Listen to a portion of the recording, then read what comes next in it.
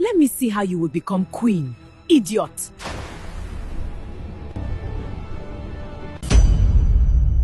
In the ancient kingdom of Ijele, the palace was made of gold, but it felt like a cold stone box to Queen Olaedo. Every evening she stood by the tall mahogany windows, watching her husband, King Obi, sit alone in the courtyard.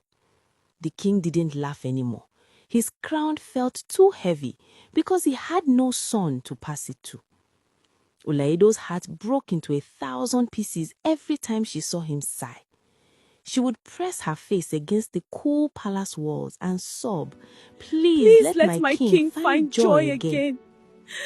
One morning, with dust dancing in the sunlight, Olaedo traveled to the sacred grove of the priestess Ani. The air there smelt of dry herbs and old magic.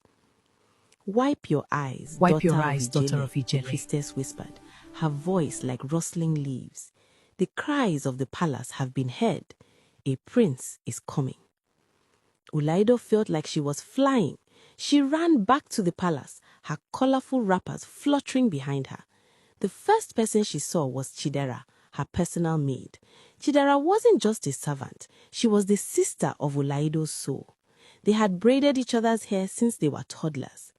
Chidera, my sister, Olaedo gasped, clutching Chidera's hands. The gods have spoken. We shall have a baby in this house. They hugged so tightly that for a moment, all the sadness in the world vanished. But shadows grow longest when the sun is brightest.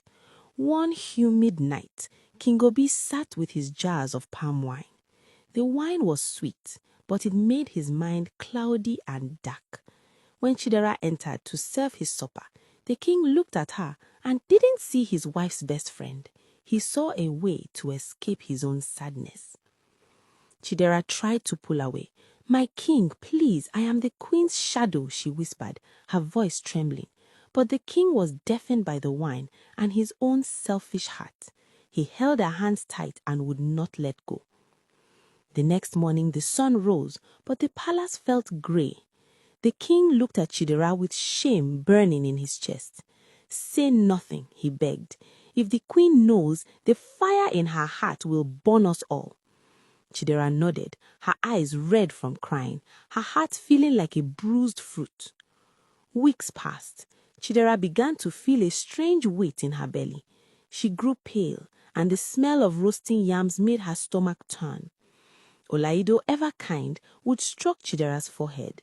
What is wrong, my sister? Are you ill? Chidera couldn't look the queen in the eye. The guilt felt like a hot coal in her throat.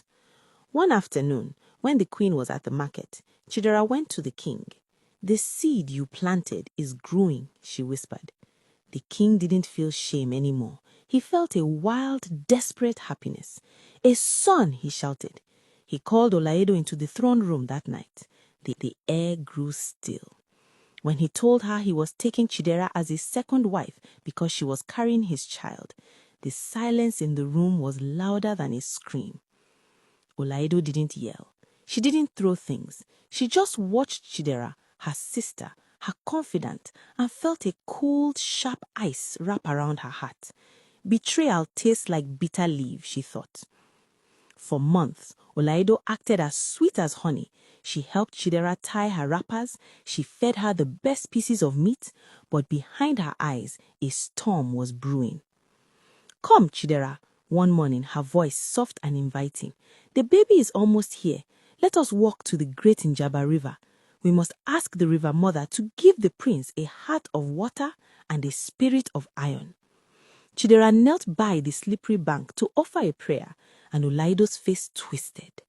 All the months of crying, all the pain of being replaced came rushing out. She picked up a heavy, jagged branch. The sound echoed through the trees. Chidera didn't even have time to scream before the queen pushed her. The water was deep, dark, and fast. It swallowed Chidera and the unborn secret in a single cold gulp.